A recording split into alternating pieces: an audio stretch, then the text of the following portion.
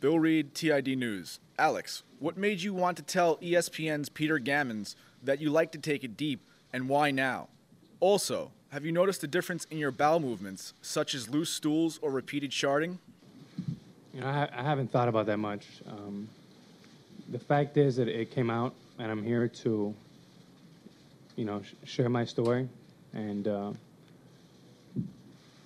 put it out there, and hopefully I can put this behind me, and my teammates don't have to carry the burden of, answering all the questions for me.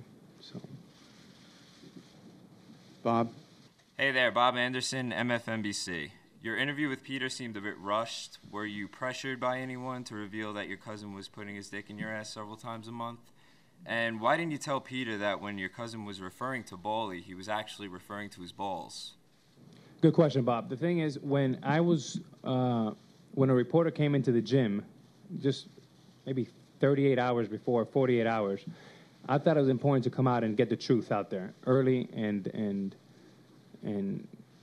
be forthright. As far as all the details, I didn't want to speak from a position of non-factual. I felt I was putting myself out there already with saying the truth. And over the last 9 days, I've sat down with my cousin, and we've had several conversations, and here are the facts 9 days later.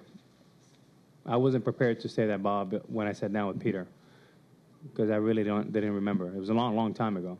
Back right, George. George Robert, Shitty Chronicles. Who finally revealed to you what this Bally substance was? And what's the name of the cousin who told you it wouldn't show up in drug tests? What was the second part, George? Who kept telling you that Bally belonged in your ass? Same person. I'd rather not get into who my cousin is. I mean, I'm here to, stand front and center and take the blame because I'm responsible for this. He basically took an instruction from me and felt he was doing something that was going to be helpful, not hurtful.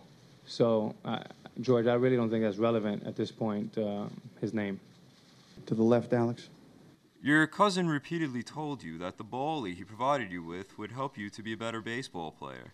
Since you weren't using needles to administer it, did that lead you to believe that Bally was not a steroid and it would be undetectable in rectal exams? I didn't think there were steroids. I mean, that's again part of being young and stupid.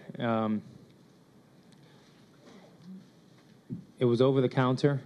It was pretty basic, and it was really amateur hour. I mean, it was two guys. We couldn't go outside. We couldn't ask anyone. We didn't want to ask anyone.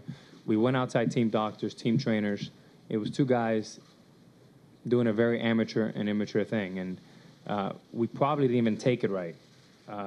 Like I said in my statement, we used to do it about 2 times a month. I don't even know if that's proper. So when this gentleman asked me about how it affected us, I'm not sure if we even did it right to affect us in the right way.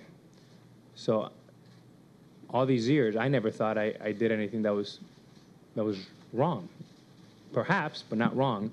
And come to find out, Bally triggered a positive test in 03. Alex, just so I'm clear on this, did your cousin say he was sticking Bally in your ass, or did he trick you by saying it was injected? Injected.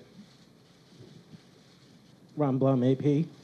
Alex, describe the first time you were injected, where you were. Did you have any doubts at the last minute? Were you full cog without doubt? Did the injection hurt? Afterwards, the next day or two, did you feel anything? Did you have any regrets? Yeah, at the time, I had no regrets.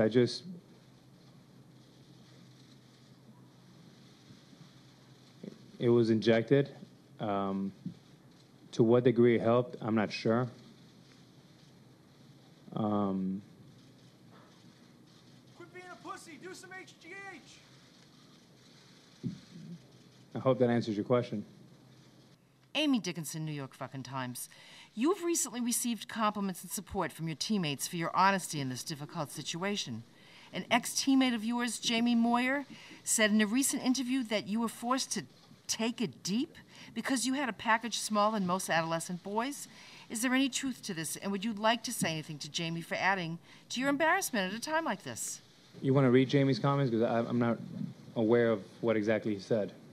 He basically said your dick resembles his pinky finger in both length and girth, and that you would be a great poster boy for male enhancement drugs because it is scientifically impossible for it to get any smaller. Yeah, I mean, I'm sorry Jamie feels that way. And he's definitely entitled to his opinion. And in the baseball world and all the fans we have, I understand their doubt. I understand their concerns. And, you know, there's certain things I can't control, and there's certain things I could control. So I'm going to focus on what I can do and move forward. Earlier today, your teammates announced that they've started a fund to save Uranus. Is there anything you would like to say to them? Show him your cornhole, A-Rod. Check this out, A-Rod.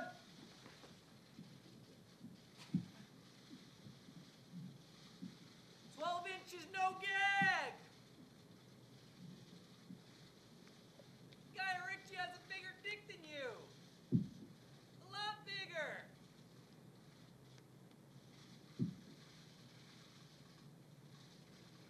Say something! Thank you.